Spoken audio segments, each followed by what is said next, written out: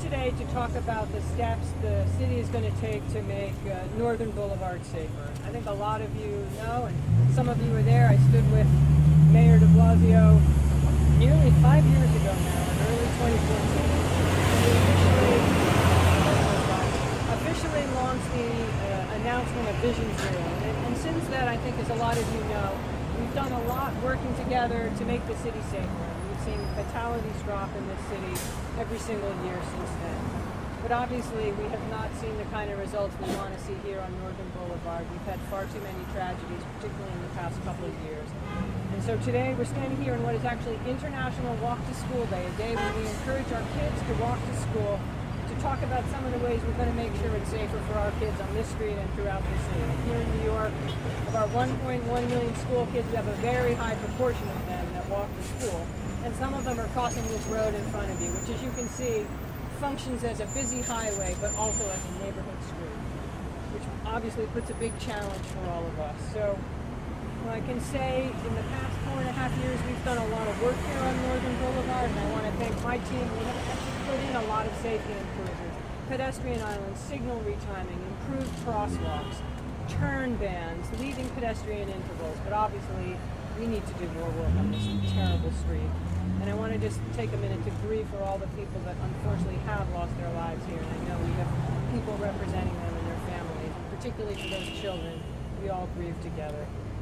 So today we're going to hear from the NYPD on their enforcement efforts, but I also want to talk about the fact that at DOT we are going to be starting off on Monday our first open house to talk about a comprehensive redesign of the street. And we're going to be working with the elected officials here today that you're going to hear from, community groups, businesses, and local residents, to talk about all the things we can possibly do to make this street safer, as we've been able to do on Queens Boulevard, a street now that 5 years into our work there has not in those 5 years seen a pedestrian or cyclist fatality. It was once a street that saw so many of these tragedies.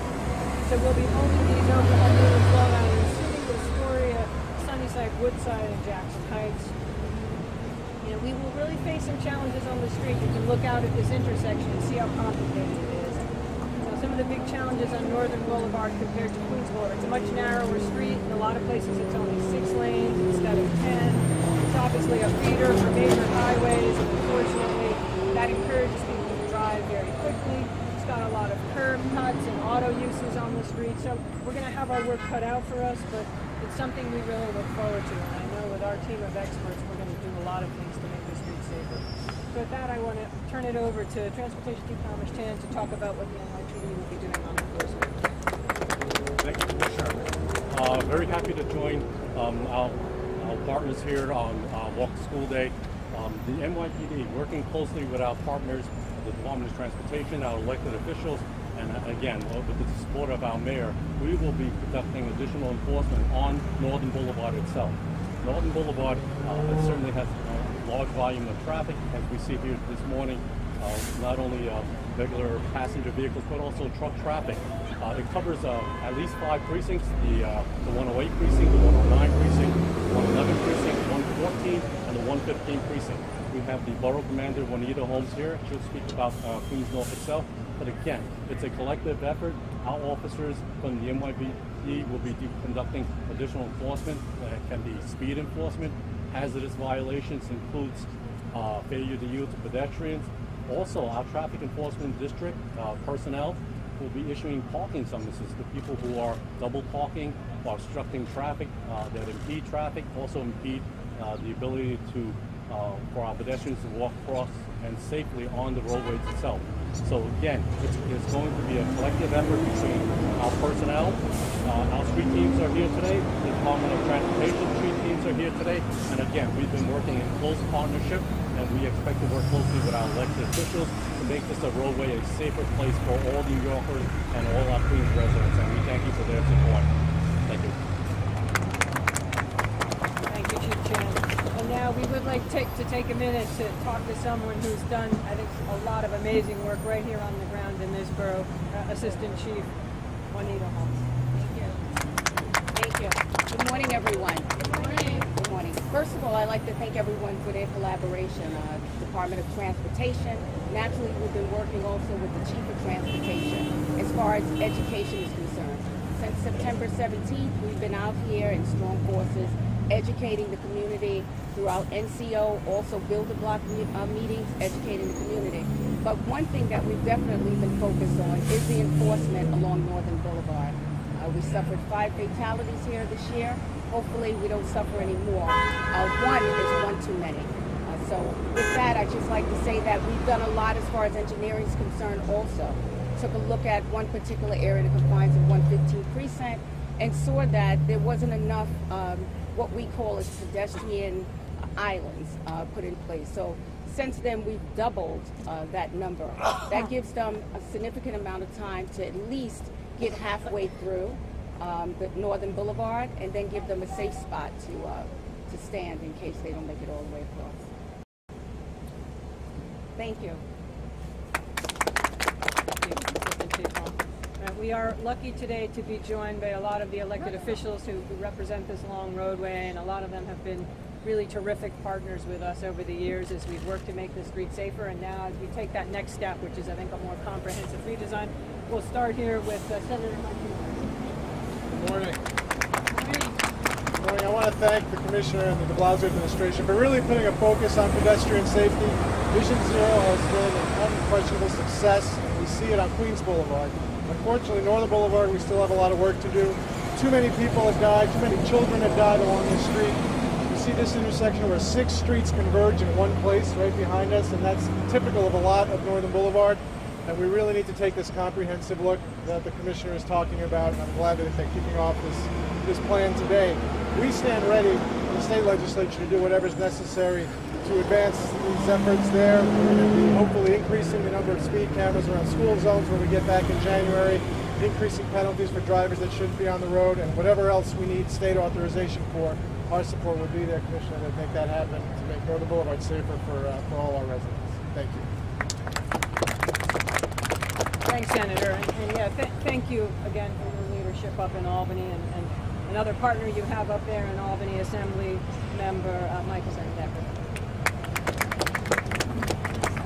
I would like to thank the Mayor and the Commissioner Collie Trottenberg for all the work she's done so far on Northern Boulevard.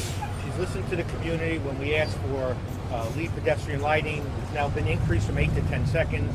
Left-hand traffic calming, but there's so much more that needs to be done, and we so look forward to working with the New York City DOT, members of our community, as well as some of the activists that are very concerned about public safety, and we hope together we can come up with a comprehensive plan to make Northern Boulevard safer for pedestrians and bicyclists and as well as other vehicles. So I look forward to working with you, and we're very concerned about the safety here, and we just really hope that we get a complete redesign that takes pedestrian safety as our #1 priority. Thank you. We are also, until the truck goes by, we're also joined today by Councilmember Jimmy Van Bramer, who has been, I think a lot of you know, one of the leading champions for Vision Zero and for making our streets safer. I want to thank the Mayor and Commissioner Trottenberg and Commissioner Garcia and everyone at DOT for making Northern Boulevard a priority. It was 5 years ago when an 8-year-old boy was run over by a truck trying to cross the street to go to school at PS 152, just a few blocks from where we are today. I went to the vigil a few days later. It was brutally cold. It was right after Christmas, and his mother was there. And the anguish and the pain on her face that night is a pain that no mother should know, and I hope never to see again. And we know that Northern Boulevard has to be safer, must be safer, and can be made safer. We also know that Northern Boulevard has been dangerous for a long time. It didn't just start to happen. Because DOT chose this corner, I have to mention that one of my childhood friends, Kevin McGovern, who lived in the Woodside houses, was killed at this very spot 25 years ago. DOT didn't know that when they chose the site, but this is a site that has been dangerous for a long time. So I want to thank the DOT for having a community process, because the Queens Boulevard redesign which is one of the most unqualified success stories of Vision Zero, where we have not had a death since that redesign was implemented. But that redesign had these community discussions, these community input sessions. And by doing that here, hopefully we will have the very same success on Northern Boulevard that we've had on Queens Boulevard. 0 deaths in 4 to 5 years, where we were experiencing 8, 10, up to 18 deaths a year on Queens Boulevard before those changes were made. So this is a good series of steps. I know that more can and will be done, but for the memory of No Shot and all of the children and all of the people who have died on Northern Boulevard, we have to do more, we have to do better, and I want to thank the Commissioner for her commitment to doing so. I think so. Okay. Well, thank you, and Councilmember, as you say, this is obviously a process where we want to work with the local community and clearly also hear from our advocacy community, who have been our partners in some of this and very important work of redesigning some of the most challenging corridors in New York City, like Queens Boulevard. So we're going to hear today from Juan Restrepo from Transportation Alternatives.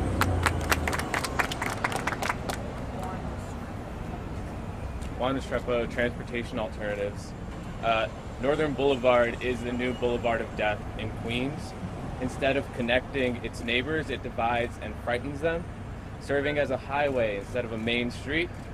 Fortunately, the New York City Department of Transportation has a record of making big, bold changes on streets like these. One needn't look further than Queens Boulevard, where there have been 0 deaths on the segments that have been redesigned. We look forward to working together with the city to make Northern Boulevard a safe, attractive, multimodal corridor that puts people first. Thank you. And to close us out, again, a local advocate who's been such a powerful champion for making streets in this borough safer, Christina Furlong from Make Queens Safer.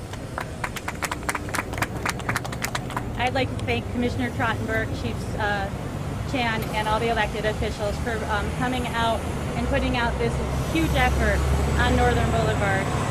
We've posted a lot of vigils and we've put up a lot of memorials for people who've been killed, and we just don't want to do it anymore. It's going to hurt a lot.